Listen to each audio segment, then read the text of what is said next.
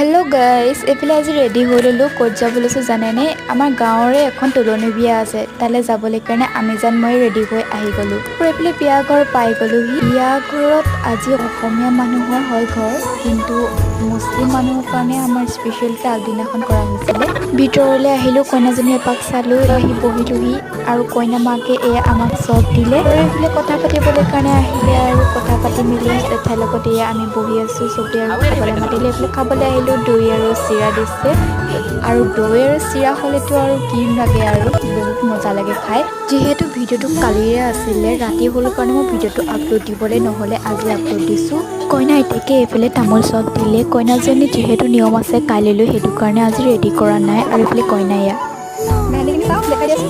খাই বৈ এইফালে আমি বহি আছোঁ আৰু এইফালে আহিলোঁ, যাবলৈ ওলালোঁ ফটো চটো মাৰি। ভিডিঅ'টো যদি ভাল লাগে লাইক কমেণ্ট ছাবস্ক্ৰাইব কৰি দিব আৰু নেক্সট ভিডিঅ'ত লগ পাম। বাই।